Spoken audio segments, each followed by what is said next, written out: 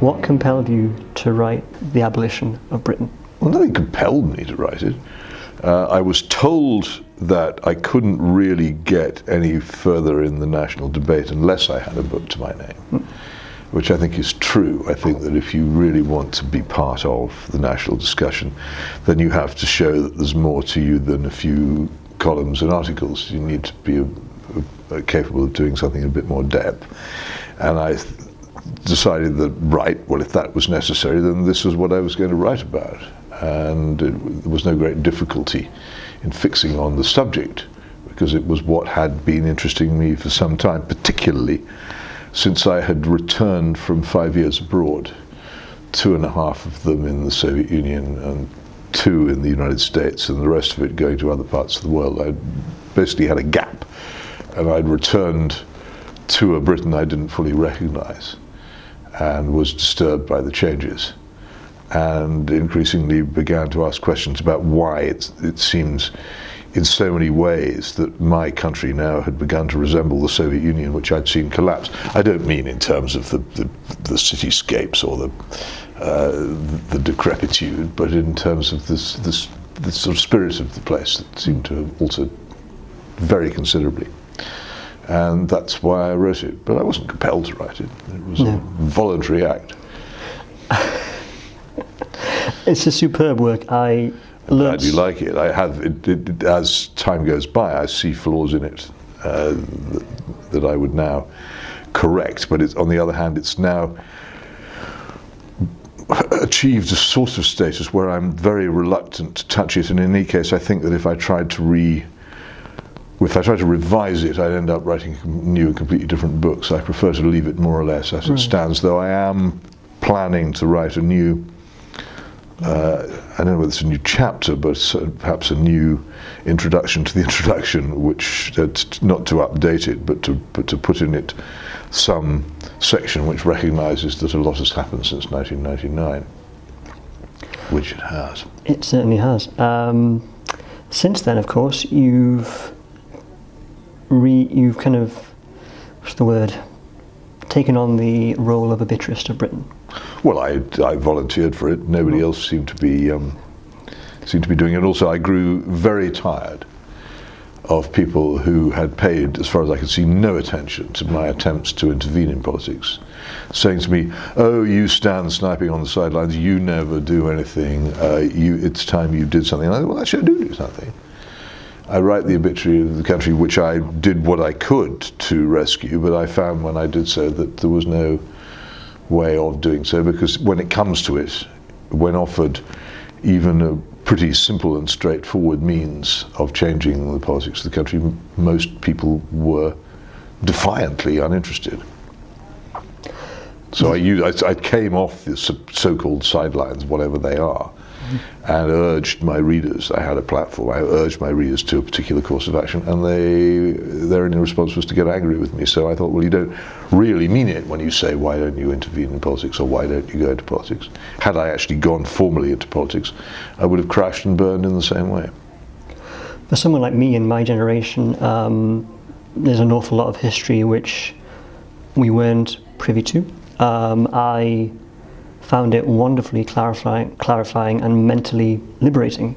Knowledge is well, that's the point of it, isn't it? Some people say ignorance is bliss, but I'd say the opposite. No, but it isn't. No. But it's shocking to me. And one of the things that I realised at the point when I began to write it was that the history and knowledge of the country, not just a history, things like the names of its principal rivers and counties, the location of its major cities, as well as the hugely important episodes in its recent history, were completely unknown to people who regarded themselves as educated.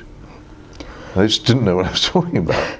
And you can watch now editions of University Challenge in which highly educated persons at Oxbridge colleges know nothing of what I regard as the essential canon of English literature. And I'm not particularly well educated in these things by my own estimation, but they just look blankly as when asked to show what I would think of as a schoolboy's knowledge of, say, Keats. They just don't know, they've never heard of the Ode to Autumn. How can this be? The subtitle of the book is From Winston Churchill to Princess Diana. Why subtitles are always a pestilential nuisance. Publishers insist that you have them, so You'd rather not have it. I had to. Well, I was there, and it's if pressed, it provides a theme. There are 2 episodes. There is the chapter in the book where I compare the funerals of Winston Churchill and Princess Diana, and it was really a reference to that. Why did you choose those 2 particular funerals? Well, because they were both funerals, and because they bracketed the era quite neatly, and because they gave me an opportunity to write an essay on how much the country had changed in ways which were not political or legalistic. The way in which the atmosphere and nature of the country had changed in that period during which I had been alive and capable of observing it. A lot of people have actually quite liked that chapter and see it as central to the book, and I'm not sure they're entirely wrong either. But the other thing about it is, which I would stress very much on these grounds, is that it points out that there were many things about the pre-revolutionary period which were not pleasant. I'm not a nostalgist. I point out the stink of cigarettes everywhere, the horrible food that people ate, the dingy greyness of it, which I remember. And I'm constantly told that I hark back to a golden age of the 1950s. I remember the 1950s. I have no desire to return to them. They were cold. There were things called chilblains.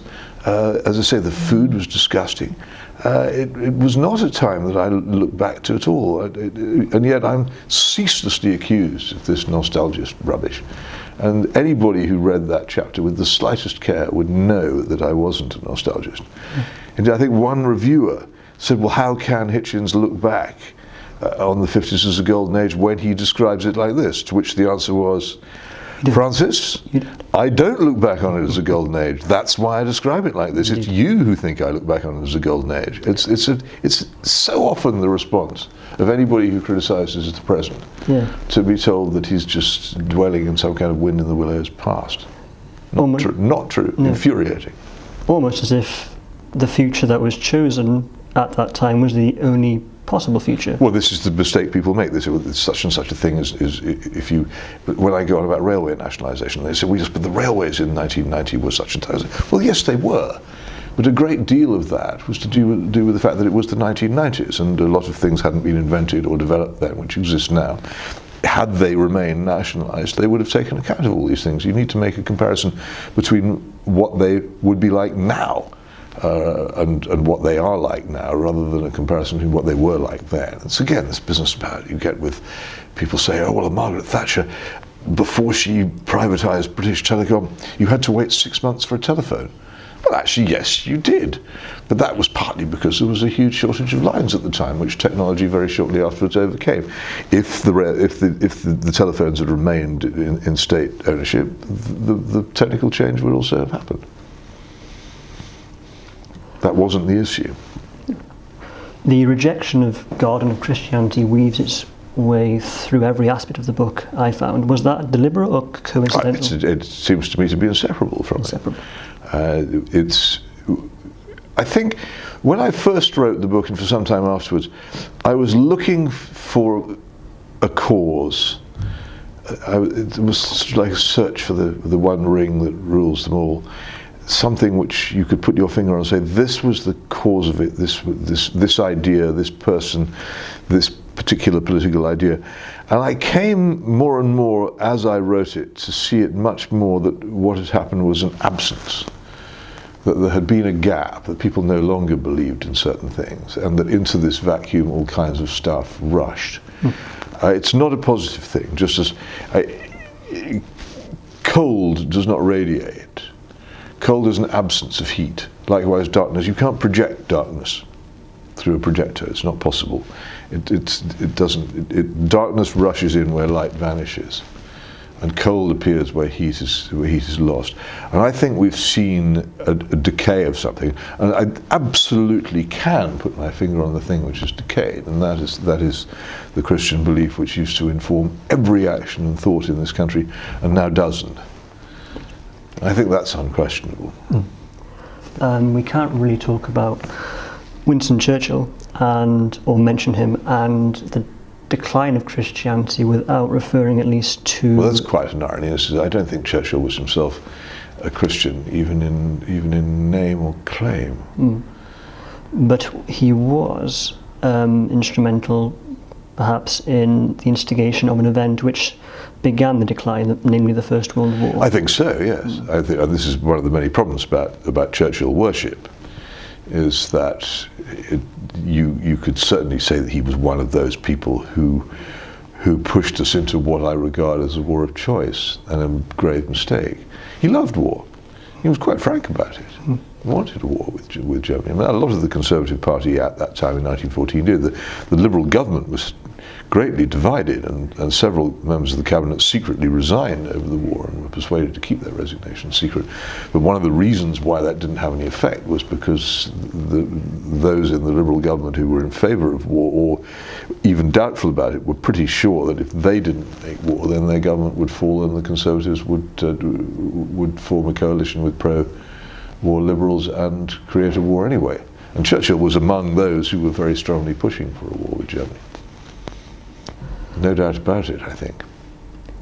What was the result of that war on Christianity in this country? Well, I think a complete, a mortal blow, because the Christian churches, particularly the established church, but not by any means alone, were among those institutions and bodies which proclaimed that the war was a war against barbarism and for civilization. And it wasn't true. And those who fought in it, and those who were bereaved by it, and those who saw the country stripped of its wealth and peace by it, all came to learn over the next 4 years that it was no such thing. Though particularly those who went and fought in it with this terrible squalor and cruelty. We're both Christians, but we don't look at the horrors of war, and that doesn't shake our faith. Was there were the foundations already shaky before I'm sure the First World War? You mentioned the Victorian and Edwardian elite. I'm sure they were. I mean, the Victorian period was one in which Gertrude Himmelfarb makes this point that the Sunday schools slowly changed the way in which people behaved, and the late Victorian period was the reward of that, and of course of the evangelization of Wesley and the others in the late 18th and early 19th centuries as well. Britain was re-Christianized from an almost sort of semi-pagan chaos that it had reached by the 18th century by these people. But as Wesley himself pointed out later on, and this seems to be an almost invariable paradox, societies which become thoroughly Christianized also become materially very successful societies. And the material success of them then operates against the Christian religion, so they destroy themselves. There may well have been some of that, but it's not that I'm not saying that the horrors of war destroy people's faith. I'm saying that the church endorsing the horrors of war as a good thing destroys people's faith. Yeah, and the hypocrisy therein. Oh, well, not just worse than hypocrisy. It's just a lie. It wasn't true. It was the war. The First World War simply doesn't stand up to analysis as a war for civilization against barbarism. On the contrary, it unleashed barbarism. The decline that began in 1914, was that among the elite class, and then it was until the 1960s that then I think it was the revolution everybody. was... I think the elite class, so-called, were already fantastically corrupt and immoral long before the First World War, but they lived in a secret world in which they could continue to behave in that way while appearing to believe publicly in a morality they wanted the poor to follow. And they had a choice, as people of this kind always do, of either converting themselves to the morality they wanted the poor to follow, or expecting the poor to follow their example and become as debauched as they did, as they had become. And you only need to read stories like Saki's short story Tobermory about the cat learns to talk at a country house weekend, to see, and Saki faithfully, I think, reproduced the attitudes and the way of life of the Edwardian rich, to see that particularly the aristocracy at that time were by no means practicing Christians in their private lives. It's a great story, Tobermory, by the way. If you haven't read it, you should. I shall look into it. Before we move on to the 60s itself, I want to start looking at some of the aspects of the book. In the opening chapters of the book, you focus on the radical change in the education system during this time period. Well, I do, though illuminating. I very sketchily. Well, it was sketchily for you, perhaps, not for me. It was very illuminating for me. Someone who was brought up in the comprehensive mould in GCSEs, which I was aware that GCSEs at the time, they were a new thing, a relatively new thing. But I had no idea of how radical the change was between what was, even in my parents' generation, perhaps, and what became. What were the key changes between the old and new system, and the drivers behind them? In summary. The drive behind them is, I've written about this at much greater length both in separate publications and in a book now published under the name The Cameron Delusion.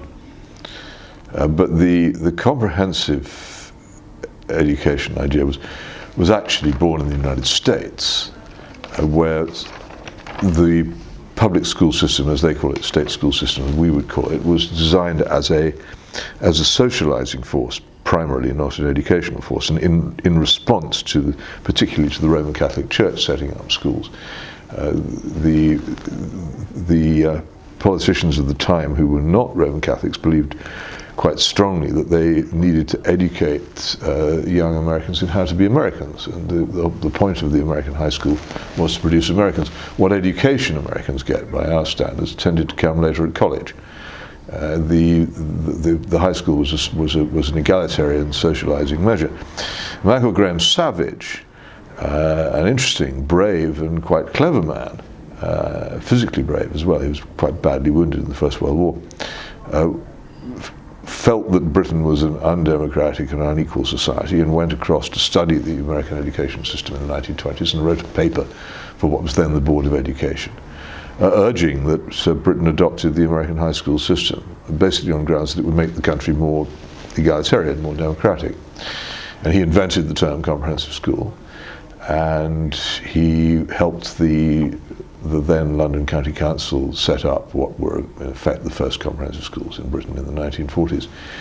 And it was a movement. And he admitted in his paper that the results would be a decline in the standards of education, particularly for the brighter. Later on, when he saw the destruction that he wrought, I think he recognized that he never really fully understood just how much damage it would do. And of course we now see that far from creating a more democratic society, it's ended up creating unintentionally it's ended up creating a much more unequal society. And in my childhood there was much more, and teens, there was much more commerce between the classes than there is now, on much more equal terms. Now there's a total gulf. The middle class and what we used to call the working class have gone their separate ways through an educational apartheid imposed by catchment area, which means they never meet each other. So it was done as so many bad things are done for idealistic and benevolent reasons, and it caught the imagination of the Labour Party, which had before the 1950s at least had numbers of people, Ellen Wilkinson being the obvious example, who were in favour of grammar schools and saw them as an advantage for the working class. The principal consequence of it, and it may well be that something of this kind would have happened anyway for other reasons, but not in this form, was an almost total collapse of the idea of authority in education. The idea that what the school does and what the teacher does is pass on knowledge to pupils, a term which is no longer used. They're students now. Learning became discovery. The idea that failing to learn was in itself a bad thing, which might subject the person involved to discipline, was discarded.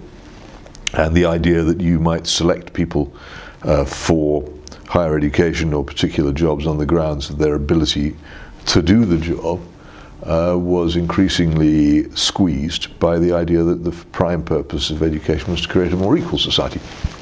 And the ridiculous body, the equal, it's not this, what does he call it, Alan Milburn, who's now quit, this egalitarian body which the Cameron government set up, pursues private companies and universities for failing to give people preference because of their backgrounds rather than because of their education. And this is the embodiment of this idea, which is a utopian idea, strongly believed in by certain people. All that came in. But the consequence, the simple consequence of getting rid of selection by ability in the state school system was that state secondary schools became much bigger, because you can't sustain a sixth form in a comprehensive school unless it's very big, and also that they became much less easy to discipline and control. And finally, that it also became harder and harder to create the conditions in which people could study subjects rigorously in the old way. So the O-level examination, which had in the early and middle 1960s, when I took O-levels, had been quite rigorous and stiff, was first of all regraded to make it easier to get good grades without having done so well in the exams. And then when even that wasn't good enough for all the comprehensive schools, which simply produced results in O-levels which were intolerably bad, was got rid of altogether and replaced with the GCSE, which basically abandoned rigor altogether. But it had to do it because the comprehensive schools simply were not educationally equipped to give a rigorous education. They couldn't, given their size and their mixed ability classes and their ethos, they simply couldn't impose the conditions where it could be done anymore. And of course that lowered the standard of education of everybody, because once the examination system has been devalued, all the schools, including the private schools, lower their standards to suit it. What is the point in continuing to teach people to the standards of an exam which has been abandoned when you can get terrific results, A grades all over the place, by teaching to a low level? And what's more, you can attract the parents to pay your large fees by being able to say, look, everybody gets A's to C's and most of them get A stars, whereas St Bog's Comprehensive down the road, they can't even begin to do that. So the private schools, by declining in quality, were able to increase their commercial success. Mm-hmm. Grotesque. Mm-hmm. Everything about it is grotesque. Mm-hmm. That nobody will reverse it. It makes my blood boil, actually. I can have this argument over and over and over again, and they will constantly raise the difficulties of the remaining 163 grammar schools, most of them concentrated in rich commuter areas, almost entirely wiped out in areas where poor people live, and say, yes, but these discriminate against the poor. And I said, of course they do. Look at where they are, and the opportunities they give for middle-class parents in commuter areas to move in on them and tutor their children. Of course they do, but that has no bearing on what a national system of selective schools would be like. And there's a statistic in the Gurney-Dixon report of, I think, 1954, which is not about grammar schools and wasn't intended to discover this fact, but in the course of discovering whatever it was doing, which I forget, it produced a survey on the number of working class children in grammar schools. And in 1953 or 4, the proportion of working class children in English grammar schools was 65%. 65% of children in grammar schools came from working class homes. You could not find me a good so-called comprehensive anywhere in Britain now which had anything remotely resembling that proportion. And yet these people tell me that grammar schools discriminated against the working class. That always shuts them up, that statistic. They really cannot cope with it. I'm sure it does. On the matter of the 60s revolution, at that time you turned to Marxism and atheism. Yeah, during that time. Sure did. You've said in an interview you did that atheism and Marxism go hand in hand. Could you elaborate on that, on why they... Well, it seemed self-evident to me, but asked to explain it, I return, oddly enough, to an interesting passage in Richard Pipes' History of the Russian Revolution, in which he points this out. There was a thinker called Helvetius who pointed out, back I think in the late 17th century, that those who wished to create a new man, which most utopians do, were very much up against the Christian religion, because the Christian religion says that man is made in the image of God, and therefore is fundamentally unalterable. This is almost a philosophical equivalent to the idea that human nature cannot be changed. And I think the hostility of utopians to religion is fundamentally based in that. There are all kinds of things which flow out of it, beliefs in original sin, and the unalterability of man in all kinds of ways, but that's what really gets them. But you don't need to look very far in the writings of people such as Lenin in their statements that they are inimical to any religious thought, nor do you need to look very far in their actions. One of the first things that both the Jacobins did when they had power enough to do it in France, and the Bolsheviks did in what was to become the Soviet Union, was to mount a specific and direct attack on the Christian Church. And you know about the de-Christianization program of the Jacobins and Fouché's deliberate desecration of churches and a absolutely conscious desire to destroy Christian belief and the respect that the Christian religion had in the populace, because they viewed it quite rightly as a rival for their affections and also as an obstacle to their thinking. And the Bolsheviks, again, the looting and plundering and destruction of churches, the banning of religious education, the murder of priests or their slow starvation by cunning legalistic methods, was an absolute part of what they did, and in a society grotesquely unfree, in which very few independent organizations were permitted to exist, one of those which was, and which had limitless supplies of paper and large supplies of money, an organization called the League of the Militant Godless, which was licensed to mock and attack and desecrate the Christian religion everywhere in the Soviet Union. Who can doubt it? Find me a Christian Bolshevik. The two forms of thought are antagonistic and must be. And I don't know why anybody. People then say that I say that atheists are all Marxists, which I don't, because it's not true. But I think, on the other hand, it's pretty much true to say that all Marxist-Leninists are atheists. Mm-hmm. And you might be able to find a Marxist who came up with some bizarre synthesis in which he claimed to be a Christian, but I think it would be a bit of a struggle even then.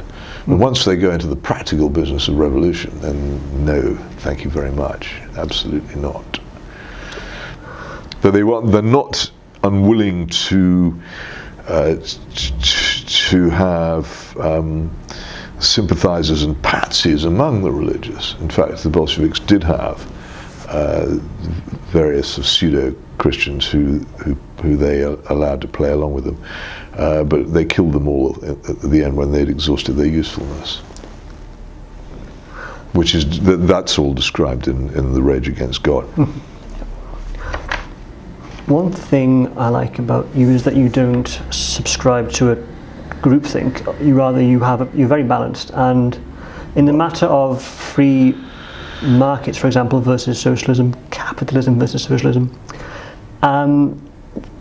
what you just described there would presumably not be ascribed to all socialism? No, of course not. No, and would there, and therefore, because I think there is a huge number of varieties of socialism, and you can have refer to them in the same way. Capitalism is the use of the term capitalism is itself a Marxist way of thinking. The idea that what we live under is an ism contains the belief that there is another ism under which we could live, whereas in fact capitalism is just a way of describing the economic system as it will invariably function in one form or another. Look, you could understand the Soviet Union in this way as well.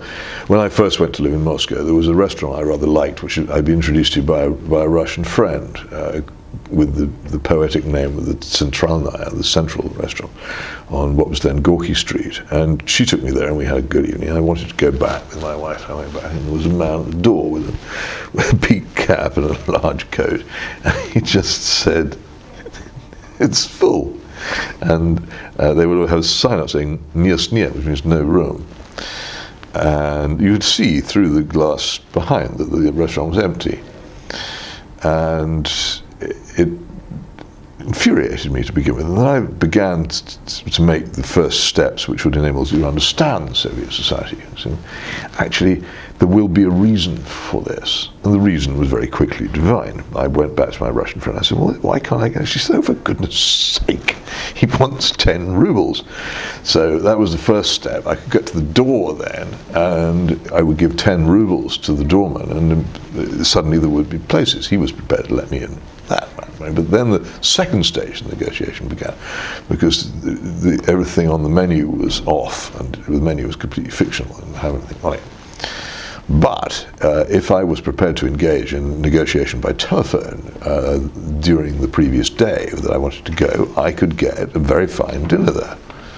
Smoked sturgeon, nice bit of steak, fried potatoes, vodka and all the rest of it would appear, but I would have to pay either a very large sum in rubles or a smaller sum in US dollars. And the whole point of it was this: restaurants in the Soviet era got privileged supplies of meat, vegetables, and alcohol, but they had to sell them at state prices, which were tiny. And instead of doing this, they would sell them out of the back door at black market prices, and that was how they lived. And so a customer was a disaster. But as soon as you reintroduced the rules of what the Marxist-Leninists would call capitalism to the restaurant and offered them more than they were getting out of the back door, then it transformed back into a restaurant again. You can't abolish capitalism. No. But on the other hand, that doesn't mean that it can't be moderated or made less ruthless and cruel or indeed insensate. All totally capitalist countries, like most of the South American countries, have no passenger railways. And as a result, they're hideously ugly and polluted and full of people driving unsafe cars on overcrowded, dangerous roads. A sensible, advanced country, which is capitalist, has passenger railways because it rationally can see that this is a better organization to society. It doesn't make it a communist country because it taxes people to provide passenger railways. It just makes it an intelligent country. Indeed. Capitalism can be run intelligently. Both sides can be used to construct a worldview without God. Both free markets and socialism, both of those... Well, they're intended to, aren't they? Indeed. But they are the voice of the serpent. Ye shall be as gods. The root, as always, is what we think of God. Whether we A, choose to believe in him, and B, whether we think that, whether we actually adhere to his teachings. And well, the choice of believing in him is an acceptance of a certain authority. Exactly. And in doing so, we commit our lives in faith and repentance to Christ. Well, don't get carried away. I mean, it's some of us not as good as that. What do you mean by that? Well, I mean, I think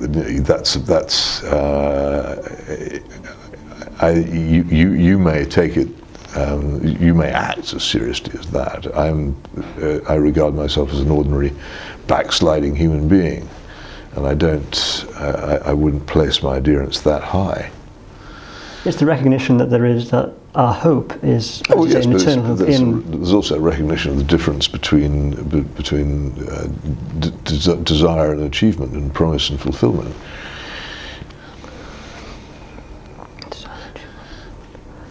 Elaborate on that. Well, you can't. The fact that you're intending to do something doesn't necessarily mean that you succeeded doing it. In putting your trust in. Well, no, quite. In every act of every day, if you were able to do that, then you'd be the perfect man, and I don't think any of us is. Indeed. Certainly not me. Nor me. So I'm slightly repelled by anything beyond what I'm prepared to say. This is something that I believe and desire, but I don't offer myself as any example of it. On the contrary, read the collects in the Book of Common Prayer, which are full, not invariably, but are full of confessions of inability to fully to meet the things that we're required to do. Absolutely. And even in constructing a society that is as close to what it should be in the eyes of the law of God as possible, we will always fail. Well, there will be no such society. There will be no two. There will not be. No, there will not be. No. But the key here in the book is that society has thrown off the shackles seemingly of that. It's difficult. If I were interested in theology, which I'm not, one of the difficulties would have to be the Wesley point, that the more Christian a society becomes, the more successful it becomes. You know the story of the Shakers, American religious sect, who wouldn't have sex, so it was one of the reasons they died out. But there were other reasons they died out. They did everything with believing that every single action of every second of the day should be governed by the love of God, and that what they're principally famous for now in America is the beautiful furniture they produced, which was, of course, a work of love, and everything beautifully made to last pretty much indefinitely. You have to pay an awful lot of money for Shaker furniture now, but they also became very successful in business. They grew. They were very successful farmers. They grew very good food and all kinds of other things. But in the end, they were killed off, first of all, by the fact that they wouldn't reproduce, and secondly, by the fact that the quality of the stuff that they produced was blotted out by the success of mass production and the cheapness of it. But also, their communities had great material success, and so they were distracted from their initial purpose. And any Christian society which successfully governs itself according to conscience will be commercially and politically successful to an extent that people become so materially contented that their minds turn away from spiritual things. Indeed. And it's not an old story, is it? It's the story keeps on of happening, history. and it's to some extent it's also the story of the children of Israel, Indeed. who are always most devoted to God at the moments when they've been most badly behaved and have been rescued by Him, and then very rapidly fall back into their former habits. Indeed. In an almost comical way. Now, here we are, things are looking good, let's get the golden calf out again, or how about a quick spell of worshipping Baal? Here we go. So true. Yeah. Here come the Babylonians. Oh no. Indeed, yeah. Someone once said, once you come to the end of yourself, you then come to the beginning of God. I'm sure it's a very profound thing to say. It is profound. I don't know, it sounds profound. All kinds of things do they, don't they? They do. I mean, there was somebody who once did a satire of this, and he produced all kinds of profound sounding statements, such as "He who digs deepest diggest deepest digs," or however it goes. But whether on analysis it turns out to be profound, I'm not sure. Do you remember that thing that used to be in every student room in the world in the 1970s, desiderata, supposedly go placidly? You remember it? It was full of profound thoughts. I think it turned out to be a fake in the end, but it was on the wall of every student bedroom, pretty much, in the late 1960s and early 1970s. Look it up, desiderata. It begins Desiderata. It begins, I think, go placidly, with go spelt in an 18th century way. It's supposed to have been taken from some inscription on the wall of a church. Okay. And it was everywhere, and it sounded terribly profound, but I think it's generally now viewed to have been bogus. But it was very fashionable. A couple more questions. Forgive me, I just veer away from that kind of thing. That's fine. Automatically, I just can't do it for me. That's okay. Something that's often talked about by the Christian Institute and other things unseen today is as the state grows stronger, state control becomes stronger, there is an increasing attack on the family, and that's the point you make in the book. I do a bit, don't I? Yes. You do, and you mentioned that eye-opening story of Pavlik Morozov. Yes. And hoarding of grain, which actually is just keeping what belongs to them.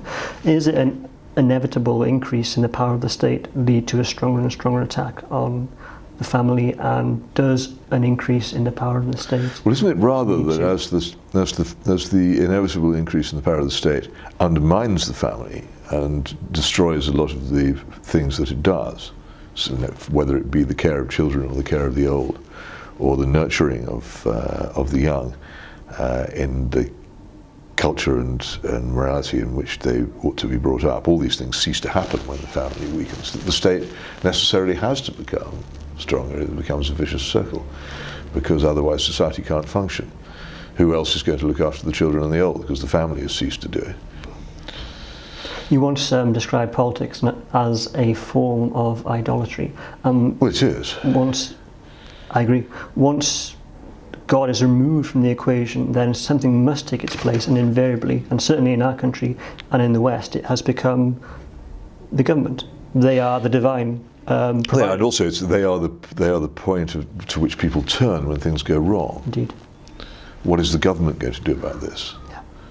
The answer is quite often nothing at all, because they can't, or they haven't a clue what to do. Or if they do, think. Or if they do, not to anyone's why don't benefit. the government fix this? Yeah. Sort of thing, yes. To lead on to the NHS, which is something that you discussed recently on the Daily Politics. I did. And what does need to be done to reform Well, the there are many NHS? things. There's no single cause. The fundamental thing that's wrong with the NHS is it was designed for another age. It was designed for an age when people, at the end of their lives, were physically broken down by immensely hard physical work, bad diets, poor housing, most of which have departed from among us. Very few people have reached the end of their lives after decades of shoveling coal or slaving in hot steelworks. It's not what people do anymore. They reach the end of their lives having eaten too much and exercised too little, far more often, or done other things which have made them unwell in ways far more avoidable, I have to say, than the problems which were imposed on the old working class, the pre-1960s working class. If you wanted to work, you had to face these dangers and risks, often in very unsafe workplaces, exposed to chemicals and all kinds of other things which wrecked your insides. It was designed for something that no longer needs to be done, and we now have a completely different. If we want to safeguard the health of the nation, we need a completely different sort of health service. It's the first thing. And the other, so much of our current illness is self-imposed by bad lifestyle choices, and particularly by the almost complete abolition of exercise in daily life, particularly by the worship of the motor car. Mm-hmm. People just do not walk, and you'll find when somebody who has previously not had a car acquires one, within a few months, rather than park the car 200 or 300 yards from destination and walk, that person will drive the car round and round for perhaps upwards of 20 minutes looking for a parking space right next to his destination. No one's hurt by walking 200 or 300 yards, but people stop doing it. It abolishes walking. And children don't walk to school or bicycle. And it becomes also then the roads become places entirely devoted to cars, and so walking and cycling become dangerous. People stop doing them. There's a slight reverse in this now, but not very much of one for most people. And there's the smoking, and there's the eating, and there's the mad dietary advice people get where they're told to avoid fat. To press à manger. On the way back from something, and I bought a cup of tea and remembered as I did it that of course they don't have full fat milk, although they say they're natural. I teased them about this. I said, I thought you said you were a natural shop, everything here is natural, but the milk you're selling is unnatural. There's this obsession with fat. In fact, almost everything in pret-a-manger is full of sugar, which is what makes you fat. So there's all these things go on. The health education is up the spout, and the nearest hospital to me is ringed. First of all, there's the ring of people smoking. Many of whom are patients. Some of whom have actually brought their drips out with them while they smoke. And then once you've penetrated the ring of smokers, you enter the ring of car parks.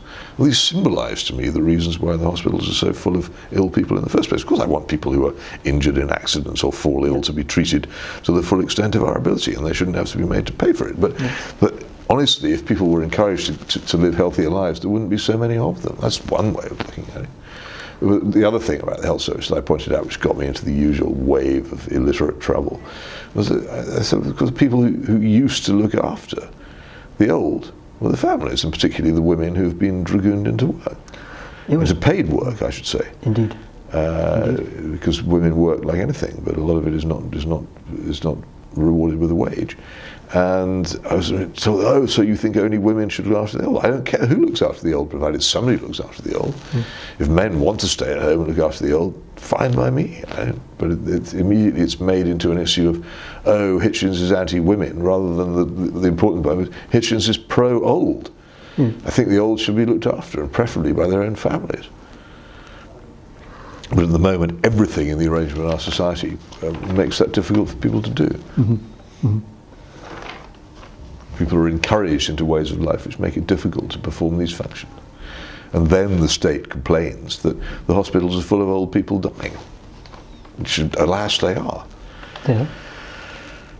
Final question. I'm undecided on this issue, or this point, and I've heard good arguments from both sides.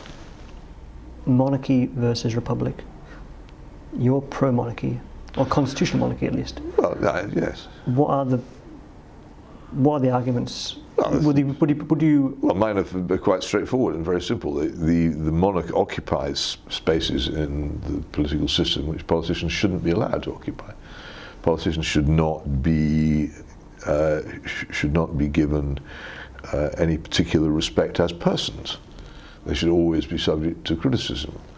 And my classic example of this is that during the Iraq War, Americans who criticized President George W. Bush were, to some extent, being disloyal because the president is their head of state.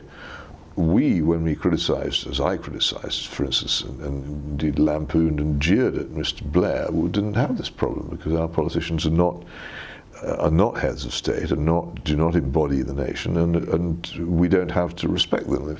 If any respect they have has to be earned and can equally easily be lost. The whole point of monarchy is that it has majesty and reverence in it. And to a great extent, this is reverence for our sovereignty over ourselves. But it is, the other thing is that in our particular constitution, the monarchy embodies the Christian nature of that constitution, and it's completely about the central part of the coronation service is the service of Holy Communion, and the anointing, which is in my view secondary to that, is again the placing of the new monarch directly under the rule of God. Abolish all that, and what do you have instead? What is the source of legitimacy? The source of legitimacy is the people, and the people are currently being used in Turkey, for instance, to abolish the rule of law and to abolish liberty. The difference between as they will increasingly do in those countries which have nothing but the people as their source of legitimacy. If the people are always right, then the people can very easily be cozened into abandoning both liberty and law, and they will. And they will. If there has to be another source of authority which is above that, and particularly there has to be a source of authority which places law above power, and that, as far as I'm concerned, is what monarchy does, because it's the origin of law is God, and all power is subject to God, and therefore all power is subject to law. And once that goes, everything can happen. Anything can happen. Mm-hmm. Is a republic if it's done well, good? As in, I was looking at the difference between republics and democracy. And democracy is where the people, the majority, have the say. The republic has a irrefutable set of laws, whether it be the Bill of Rights or whatever, Magna Carta. I don't know whether there's any proper reliable definition of a republic. And I always point out that here are some republics which we have had on the face of the earth. The Republic of South Africa, the apartheid state was a republic. The Democratic People's Republic of Korea, which is North Korea, that's a republic. The Chinese People's Republic, the Union of Soviet Socialist Republics. All kinds of things are republics, and the republican form of government doesn't exclude them in itself. Likewise, you can have democracies that are not free. The prime example of a democracy which was the enemy of its own freedom used to be National Socialist Germany, where Hitler came to power legitimately and exercised power subject to the Weimar Constitution, which was never formally got rid of during the 12 years of the Third Reich. The modern example, as I say, is Erdogan's Turkey, where the Democratic Republic is currently turning itself into quite a nasty, lawless autocracy. But there are other examples of that. There is nothing intrinsic in a republic which leads to freedom. There's nothing intrinsic in democracy which preserves freedom. Democracies are often the enemy of freedom.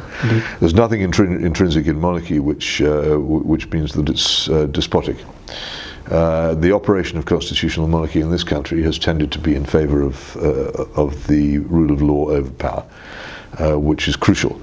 And one of the great paradoxical tests of freedom in the world used to be, and to some extent still is, the former British Crown colony of Hong Kong, which had no more democracy in reality than the People's Republic of China next door, but it was, and to some extent still remains, a beacon of liberty in that part of the world, because it has the rule of law, and because it has freedom of speech and thought and of the press.